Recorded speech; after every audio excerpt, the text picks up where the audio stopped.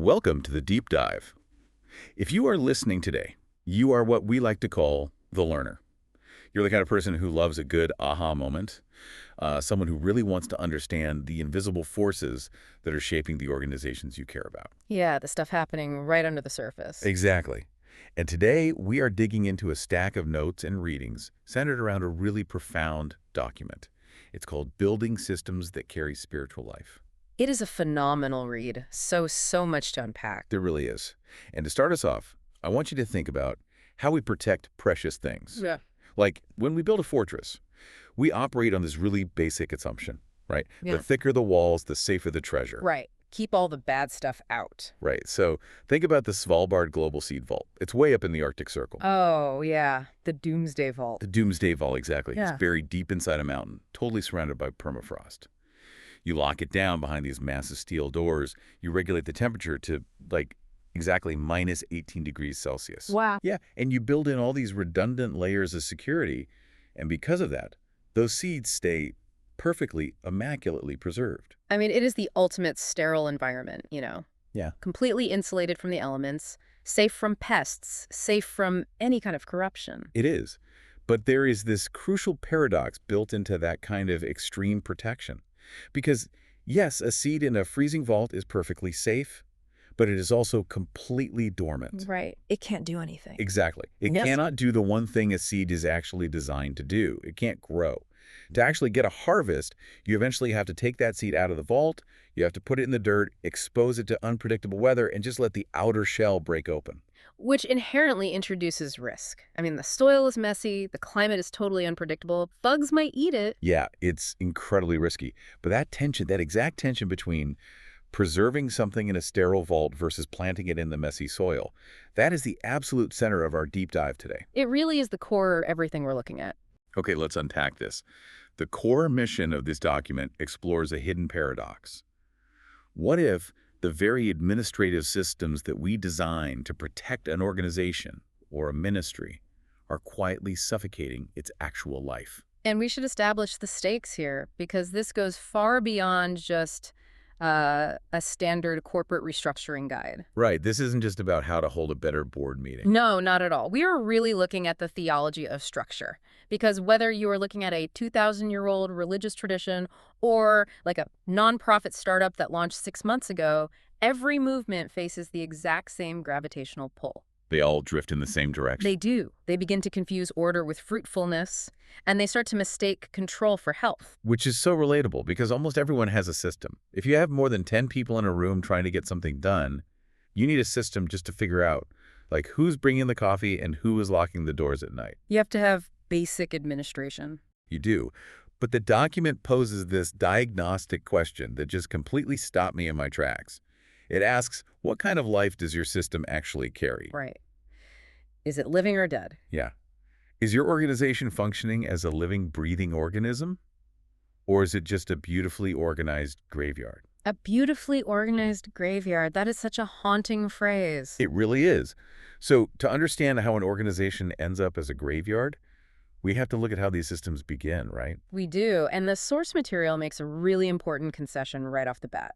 Bureaucracy almost never starts with malicious intent. Nobody sets out to build a terrible bureaucracy. Exactly. It usually starts as a desperate response to success. Right. The movement is growing, things are multiplying. Yeah. Like, imagine a church plants a new congregation, or a community mission suddenly gets 500 volunteers instead of 50. That's a huge jump. It's massive, and in that chaotic growth phase, things just start slipping through the cracks. Someone double books a meeting room. Or, much worse, a vulnerable person doesn't get the help they need because of a miscommunication. Which is terrifying for a leader. It is. So suddenly, there is this urgent demand for clarity. Leaders realize they have to manage the growth. They need to protect the core truth of their mission and basically prevent the whole thing from descending into pure chaos. So they sit down and they build a process. Right. They draft workflows to safeguard doctrine. They standardize the onboarding process. They create reporting structures. Which honestly is just responsible leadership. I mean, if an organization is scaling and you don't build a framework to support the weight, the roof just collapses on everyone. Totally. It is entirely necessary. But And here's where it gets tricky. The text warns about a really subtle, almost imperceptible psychological shift that happens in the leadership over time. It's a slow drift. Very slow. The system is initially built to serve the mission, but slowly, inch by inch, the system begins to demand that the mission serve it. Wow. Okay, break that down. The focus of the leadership shifts. It goes from asking, how do we make obedience to our calling easier, to asking, how do we ensure absolute compliance with our internal processes? Ah, so the system stops carrying the burden and it actually becomes the burden. Exactly. And the author makes this brilliant observation. They say that a highly developed system can and often does keep the lights on long after the fire has gone out. Keeping the lights on after the fire has gone out.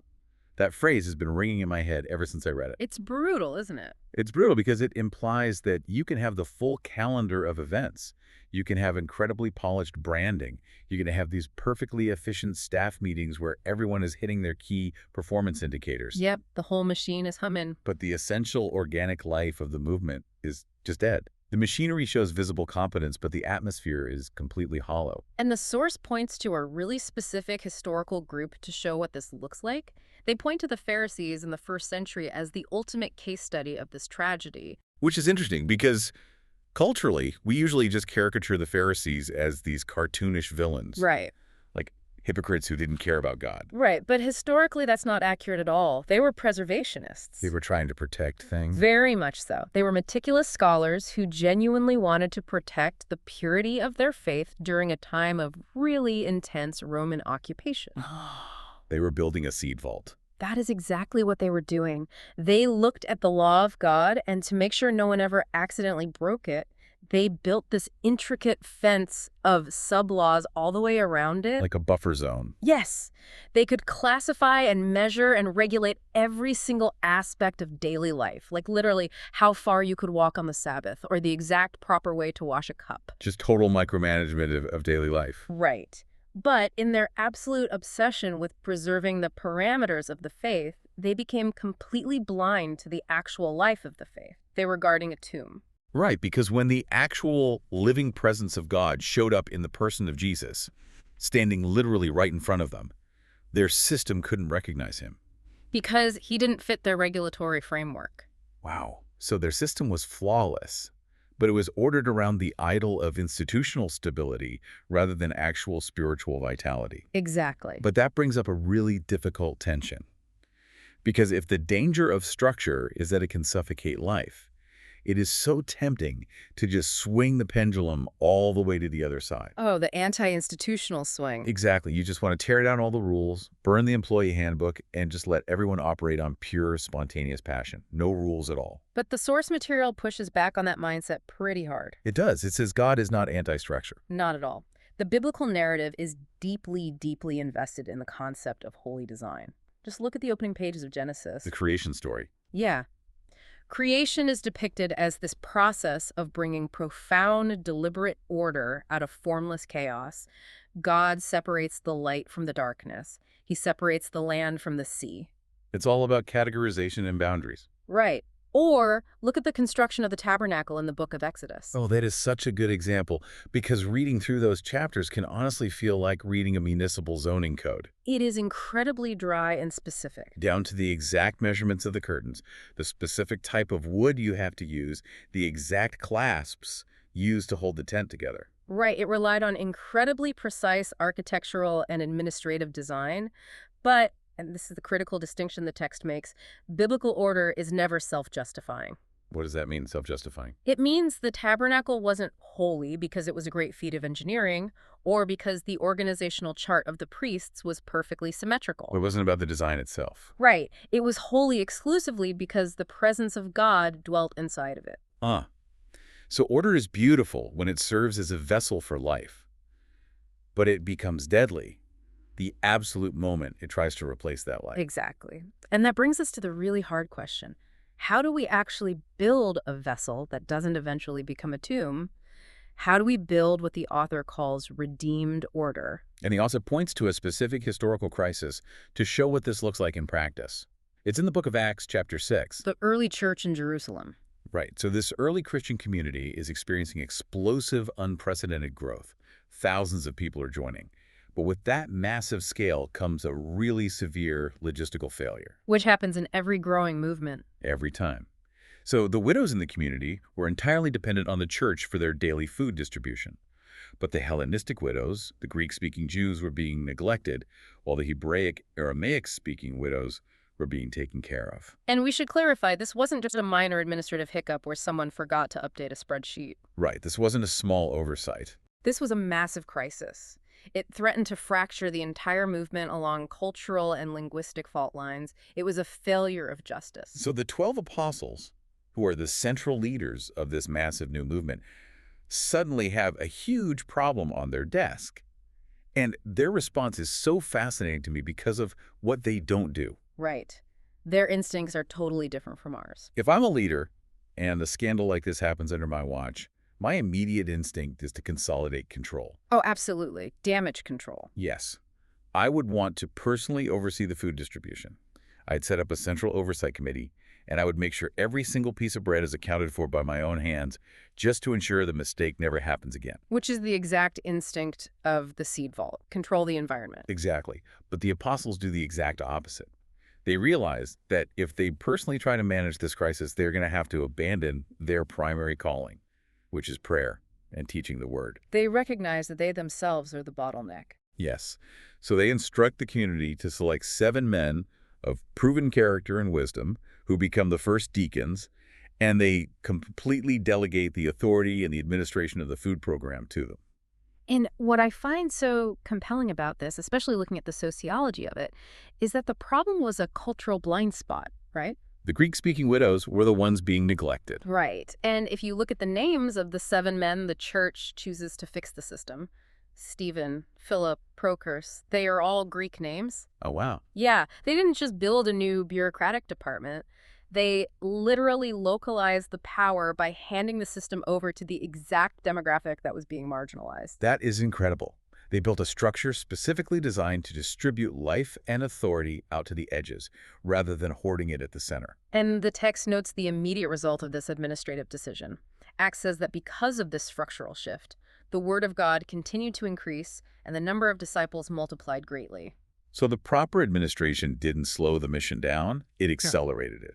It accelerated it because the structure was finally serving the life. Okay, so if Acts 6 is the blueprint for a system that distributes life, we really need to look at the invisible mechanics of a system that hoards it. Because, let's be honest, most of our modern organizational systems do not look like Acts 6. No, they definitely do not. They look like massive, tangled webs of approvals and committees. Right, and the author makes an argument here that just completely reframed how I look at bureaucracy. The quote from the text is, "A system is never merely technical. It is theological in disguise." I think that might be the most penetrating insight in the entire document. It's so deep. We have this habit of viewing our administrative tools, our onboarding processes, our budget approval forms, our software platforms. We think they are completely neutral. Practical mechanisms. Right. But the author argues that these systems actually function as a profound spiritual pedagogy. A pedagogy, like a teaching tool. Yes. Yeah. They are quietly, unconsciously discipling the people inside the organization every single day. Okay, let's trace the actual mechanism of that, because it sounds a bit abstract. How does a workflow invisibly change a person's theology or their behavior? Okay, think about the journey of an ordinary volunteer. Let's call her Sarah. Okay, Sarah. Sarah is sitting in the pews on a Sunday, or maybe she's attending a staff meeting at a nonprofit, and she hears the leader cast this incredible, inspiring vision from the stage. About taking initiative, reaching the neighborhood, being the hands and feet of the mission. Exactly. She gets fired up. She's inspired. And she notices that the kids at the local elementary school don't have a safe place to go after 3 p.m. So Sarah decides she wants to start a simple after-school tutoring program in the church basement. She is carrying the life of the movement. She wants to take the seed out of the vault and put it in the dirt. Precisely. But then Sarah hits the system. To get the keys to the basement, she has to fill out a 12-page proposal. Ugh, we've all been there. Right. And that proposal has to be reviewed by the facilities manager, who then passes it to the Family Ministries Committee, and they only meet on the 3rd Tuesday of the month. Naturally. And the committee has some concerns about liability, so they kick it up to the executive board. 6 weeks go by. 6 weeks. And finally, Sarah is asked to come in and give a formal presentation defending her idea to a group of people who have literally never even been to that elementary school. I'm getting stressed just listening to this. By the time she gets the approval, if she even gets it at all, her initial passion is completely exhausted. And here's the pedagogical aspect. What has the system actually taught Sarah? Oh, wow. The leader at the microphone taught her that she is empowered to change the world. But the administrative system taught her that her own discernment is highly suspect. It taught her that taking initiative is institutionally dangerous. Exactly. Unless it is heavily sanitized and officially sanctioned by a professional class of leaders. Over time, that system changes Sarah's brain chemistry. It drains her enthusiasm. It trains her in cynical compliance. It basically teaches her to hesitate. It trains her in passivity, because if you go through that meat grinder once, you are never going to volunteer a new idea ever again. No way. You're just going to show up, sit in your chair, and wait to be told what to do. And that completely contradicts one of the most foundational concepts of the Protestant tradition, which the source material actually leans on heavily here. Yeah. The concept of the priesthood of all believers. Okay, let's pause and define that for a listener who might not be steeped in church history. Yeah. What does the priesthood of all believers actually mean in this context? Okay, so in the Old Testament system, the general population did not have direct access to the presence of God. Right. God was in the temple. God's presence dwelt in the Holy of Holies, behind a massive, incredibly thick curtain. Only the high priest could go behind that curtain, and only once a year to intercede for the people. So ministry was the exclusive domain of a highly specialized, elite professional class. Exactly, but the New Testament narrative is that when Jesus was crucified, that temple curtain was torn from top to bottom. Access was opened up. The theological revolution was that the Spirit of God now dwells inside every single believer. Therefore, every single person, the plumber, the teacher, the accountant, is a priest. They have direct access to God. Yes, and they are fully deputized to do the work of the ministry. But what this document is pointing out is that an organization can preach the priesthood of all believers from the stage until they are blue in the face. Yep. But if their administrative system requires 14 different credentials, committee approvals, and a staff title just to lead a neighborhood Bible study. The system is quietly sewing the temple curtain back together. Oh, that is a powerful way to put it. Sewing the curtain back together. Because the system is functionally recreating that professional priestly class. It is communicating that real, legitimate ministry is only done by the experts who are on the payroll. And the consequence for the everyday person sitting in the pew is devastating. It turns them from active participants into an audience. It creates a spectator culture. Exactly, where the congregation just sits back, watches the show, and evaluates the performance of the professionals. So if the goal is to dismantle that spectator culture, we really have to rethink the architecture of the organization from the ground up. And the author uses a contrast here that I think really illuminates the root of the problem. They talk about the difference between designing an organization like a machine versus designing it like a body. I love this analogy. A machine is an assembled object, right? It is constructed from the outside in. And a machine is defined by central control. Right. If you think about a complex piece of heavy machinery or even just a computer, everything is routed through a central processing unit, a CPU. Right. The brain of the computer. If you want the machine to perform an action, the operator has to press a button at the control panel, the signal goes up to the CPU, and the CPU tells the mechanical arm to move. But if you overload that CPU with too many tiny decisions, the whole system lags. Right. Or it just crashes entirely. Exactly. But a biological body operates on a completely different paradigm. A body isn't assembled from parts. It grows organically from a single cell. Right. And while a body obviously has a brain, it does not rely on absolute central control for every single minor function. A body distributes life and responsiveness throughout its interconnected members. I always think about the autonomic nervous system with this. Like, if I accidentally touch a hot stove, my hand doesn't have to send a formal request up the spinal cord, wait for the brain to analyze the temperature data, hold a committee meeting, and then send an official mandate back down the arm granting permission to move. Right. If it did that, you'd have third-degree burns. By the time that happens, my hand is gone. The reflex arc is built right into the local nerves in the arm. The local tissue actually has the authority to respond to the immediate environment without constantly consulting headquarters. And when an organization forgets that it is supposed to be a living body and it starts acting like a centralized machine, it inevitably runs into what the text calls the branch office problem. Ah, yes. Walk us through the mechanics of the branch office problem. When a movement becomes overly centralized, the local gatherings, whether that's a local church congregation, a regional chapter of a charity, or a local activist group, they stop acting like autonomous living Let's organisms. stop adapting. Right. They stop looking at their specific neighborhood and discerning what the local pain points actually are.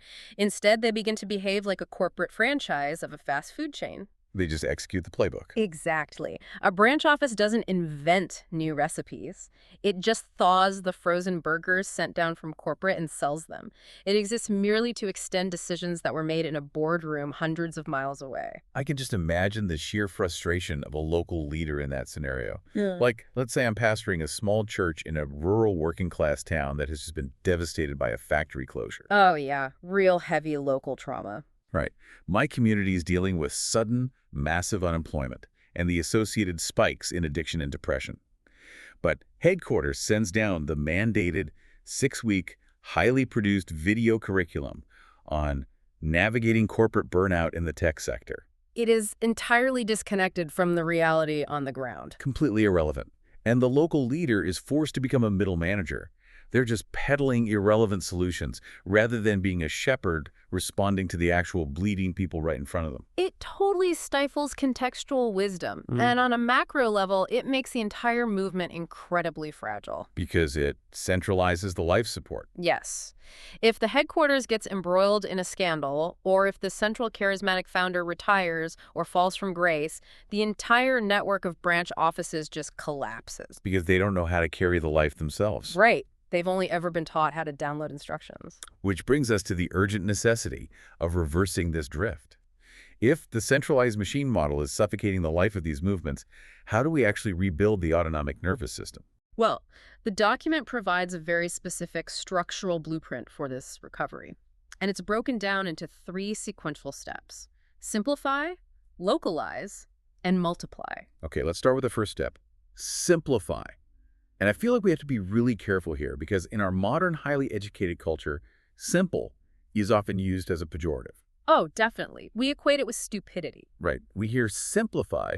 We assume it means dumbing things down, stripping away intellectual rigor, or just being naive about the complexities of the real world. But the author is very clear to distinguish true simplicity from shallowness. Simplicity in this context is clarity without clutter. Clarity without clutter. Yes, it is the ruthless removal of unnecessary administrative and ideological baggage so that essential obedience can actually breathe. The text points out that the core commands of Jesus in the New Testament were breathtakingly simple. Repent. Pray. Forgive your enemies. Go and make disciples. Love your neighbor. And those concepts are bottomless in their depth. Yeah. I mean, you can spend a literal lifetime studying the theology of forgiveness. You can write a whole dissertation on it. You really could. But the entry point is simple.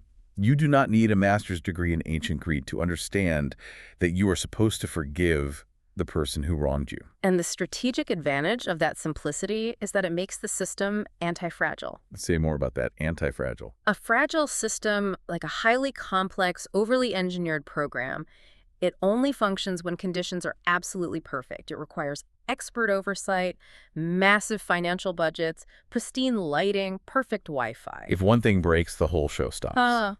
If a pandemic hits or funding dries up, the complex system just shatters. But a simple practice can survive extreme hardship. Wow. True excellence in a spiritual movement shouldn't be defined by how impressively a few experts can perform on a stage. It should be defined by how easily the core practices can be reproduced by anyone, anywhere. That makes total sense. If the CPU is overloaded, you have to simplify the code. And that naturally leads to the second step. Localize. If simplification removes the red tape, localization removes the psychological bottleneck of the leader. Yes.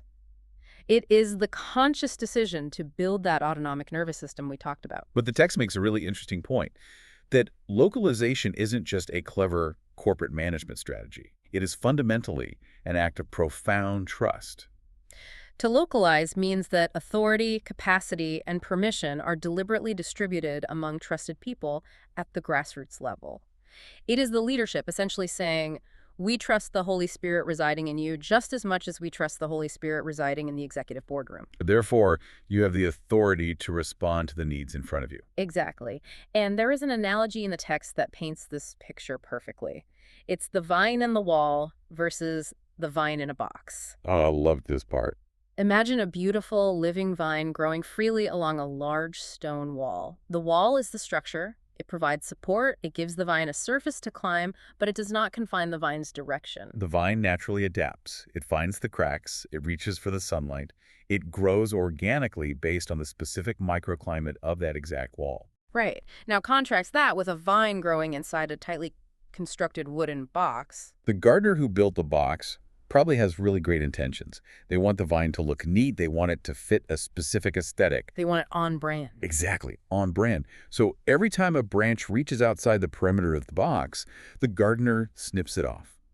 Every single branch is meticulously managed and trimmed to fit an identical, predetermined shape. But what happens underneath the soil? Because of that extreme restriction, the roots begin to strain. The plant is spending all of this energy just trying to survive the constant pruning rather than actually producing fruit. The plant is basically managed into absolute fragility. The gardener is prioritizing uniformity over vitality. They are preserving the brand standard at the expense of the organism's health. So localizing is the decision to tear the box down and trust the wall. The support structure must serve the life, not replace it. Exactly. But, and I'm going to push back here, because if I am a leader sitting at headquarters, my immediate fear is quality control. Of course. That's everyone's fear. If we simplify everything and push all the authority out to the local branches, don't we risk total ideological chaos? Like, what if a local leader in a small town starts teaching something entirely contrary to the core mission? Doesn't localization eventually just lead to a splintered, chaotic free-for-all? That fear is exactly why leaders build the box in the first place. But the author argues that local ownership is not the same thing as ideological independence. Okay, what's the difference? It isn't a free-for-all. It is shared life under a common lordship. And this is where the first step, simplify, actually serves as the safeguard for the second step. Oh, I see. When the core practices of a movement are simple and deeply rooted in clear biblical truth, they become incredibly hard to distort.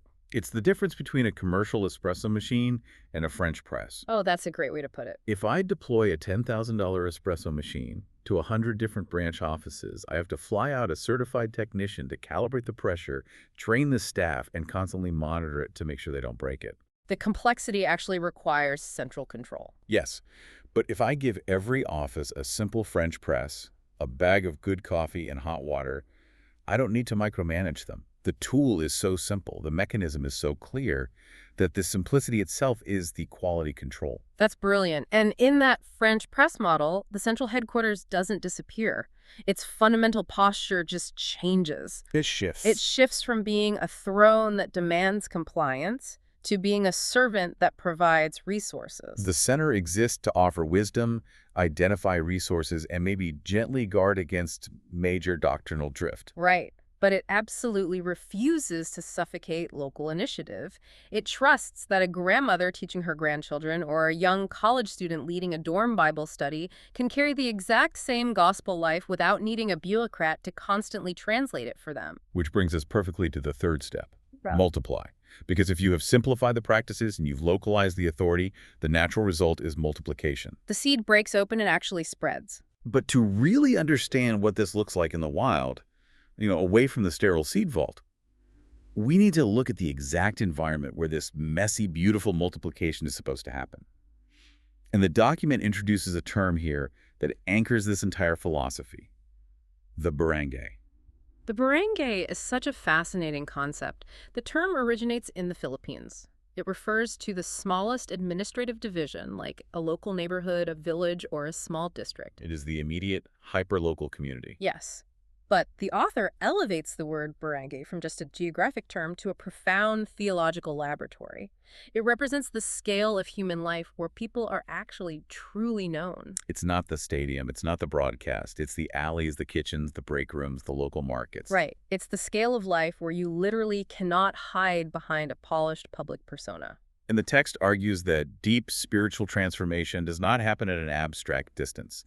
Leaders can sit in boardrooms and throw around all these massive abstractions about scalability and global reach and impact metrics. But the kingdom of God doesn't arrive in abstractions. Right. It arrives in the messy, unfinished, deeply specific contradictions of a local neighborhood. And this isn't just a practical observation about community building. The author roots this in the central defining doctrine of the Christian faith, the incarnation. Okay, tie those two together for us. If we look at how God chose to interact with humanity, he didn't shout instructions from the safety of the heavens. He didn't save humanity from a sterile, abstract distance. You didn't stay in the seed vault. Exactly. The central claim of the gospel is that the Word became flesh. God entered the dirt. He was born in a very specific marginalized town. He lived under the political oppression of a specific empire. He spoke a specific local dialect. He submitted to the ultimate barangay. He did. Therefore, if a ministry claims to be following Jesus, its systems must be incarnational. They must be able to survive, translate, and thrive in ordinary, gritty life. Here's where it gets really interesting. Because if the system requires a multi-million-dollar audio-visual setup, a fog machine, and a charismatic speaker with a best-selling book to function, Yeah. it isn't incarnational.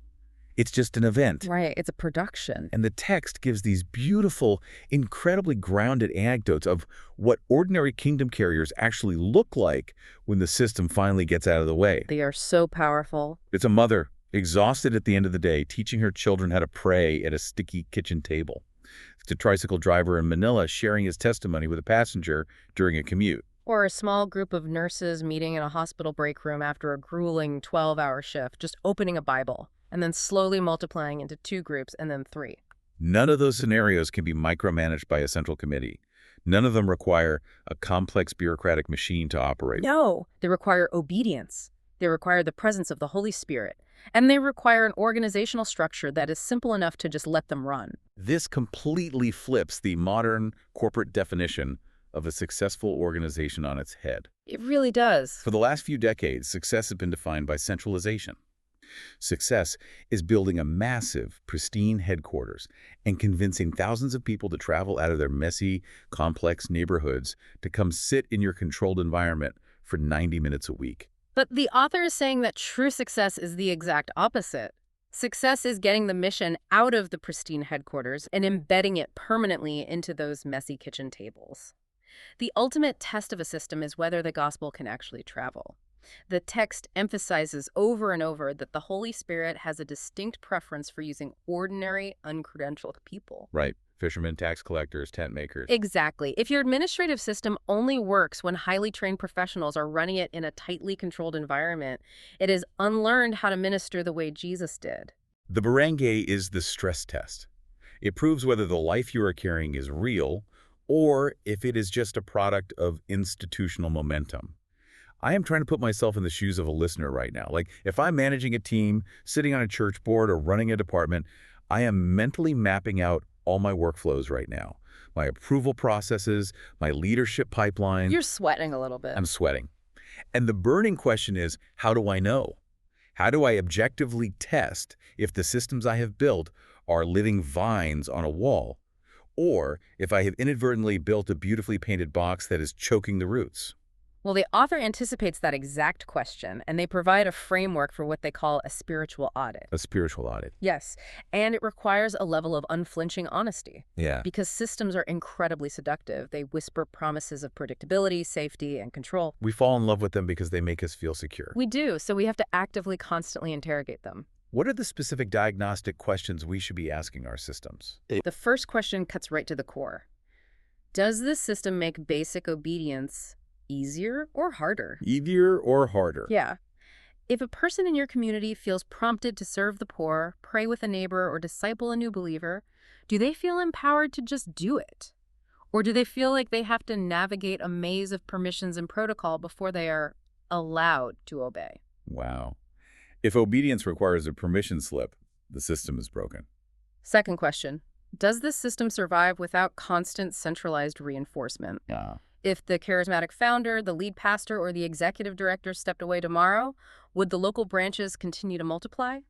Or would the whole thing freeze in place and eventually collapse? And the third question, which touches on what we discussed earlier, is this system actually preserving life, Or is it just a legacy structure? Yes. Legacy structures are those programs, committees, and events that an organization continues to fund and staff purely out of historical habit. Right. Nobody really knows why we do it anymore? Exactly. No one can actually remember the last time the program produced spiritual fruit or changed a life, but everyone is terrified to shut it down because we've always done it this way. It is keeping the lights on in an empty room. That's exactly what it is. I want to dig into a very specific, subtle danger that comes up during this audit process. Because as leaders, we rarely look in the mirror and think, I am a power-hungry dictator who wants to crush local initiative. No, nobody thinks that about themselves. We usually justify our bureaucracy under the guise of compassion. We say, I just want to make sure my team is supported. I want to protect the flock. And the text points out how dangerously easy it is to confuse care with control. They were the exact same camouflage. From the outside, care and control look very similar. They really do. Both involve paying close attention to people. Hmm. Both involve oversight, asking questions, and monitoring progress. I struggle with this constantly. If I ask my team to submit a weekly report detailing everything they worked on, in my mind, I am caring for them. Right. You want to help. I want to know where they are hitting roadblocks so I can clear them. Wow. I want to know if they're overworked. But maybe they experience that weekly report as suffocating control. Where is the actual dividing line between the two? The author provides a diagnostic distinction that I think is profound. It comes down to the internal question the leader is quietly asking themselves. Okay. Control asks, how do I make absolutely sure that nothing moves without me? Wow. Care asks, how do I equip this body to flourish and move on its own? So control is fundamentally rooted in fear. It is. It is the fear of unpredictability, the fear of someone making a mistake, the fear of losing personal relevance or influence. If I am terrified that the organization will fail if my hands aren't on every steering wheel, I am operating in control. Yes. Control restricts boundaries to seek artificial predictability. Care, on the other hand, is rooted in trust. Care provides resources, offers wisdom, and then steps back. Care seeks maturity, not compliance. Which perfectly sets up the culminating metaphor of the entire document.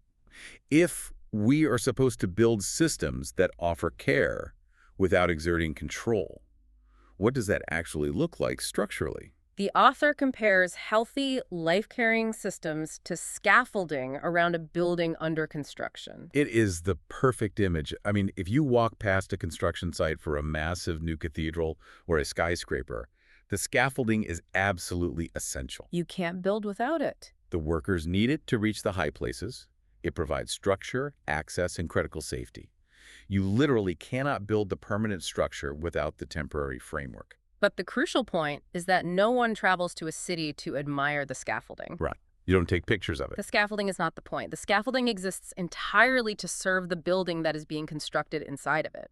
And the defining characteristic of scaffolding is that eventually, when the building is strong enough to stand on its own, the scaffolding is disassembled and taken down. An administrative system in a ministry should function exactly like that scaffolding.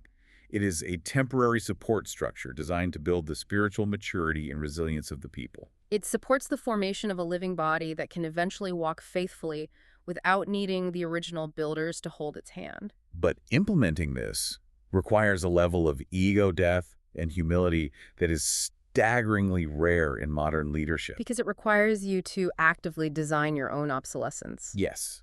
You have to build systems that do not depend on your continued presence. Yeah. You have to build for generations you will never actually see. The text draws on some of the most profound transitions in biblical history to illustrate this humility.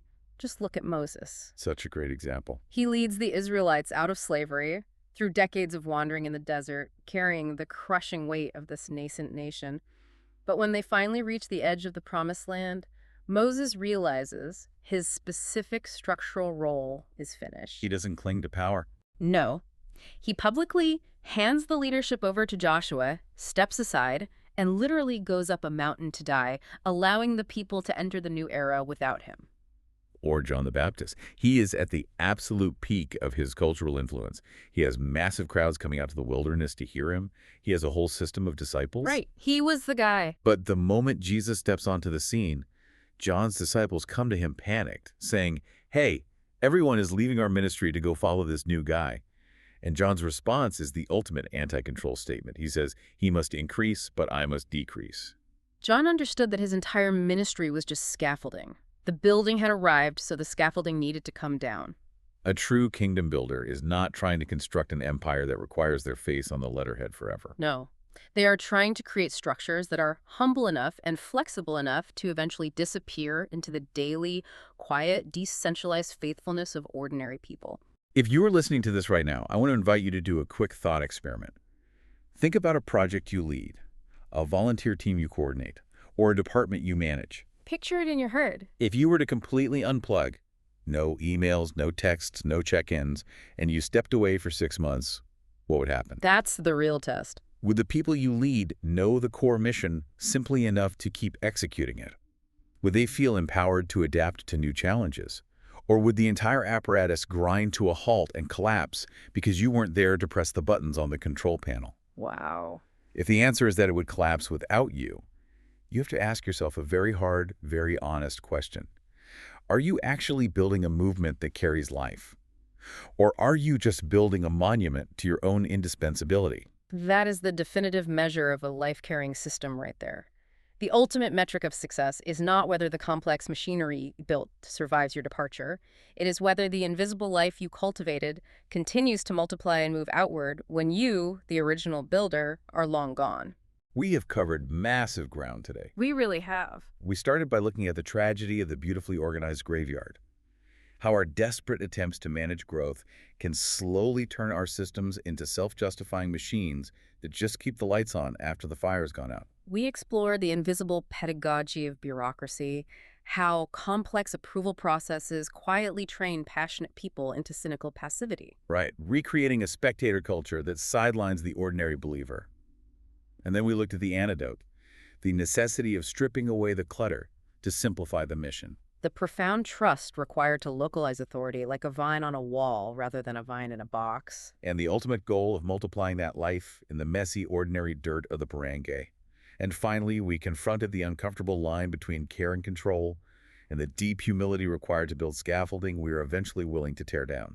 It is a radical paradigm shift for anyone who has been trained in traditional management. And as we close, I want to leave you with a final thought inspired by this profound text, something to chew on as you evaluate the structures in your own life and work. Let's hear it. We spend so much of our time, our energy, and our anxiety obsessing over what we can perfectly build, what we can efficiently scale, and what we can tightly control. We want to build the ultimate, impenetrable seed vault. But what if the ultimate test of your leadership isn't what you can maintain while you are standing in the room? What if your true legacy is entirely defined by the untidy, unpredictable, vibrant life you have empowered to grow in the wild long after you have surrendered control? Look at the seed vaults you are building in your own life this week. Vaults are safe, they are predictable, and they are sterile. But the dirt is where the miracle of growth actually happens. True life is always meant to travel. Thank you for joining us on this deep dive. We'll see you next time.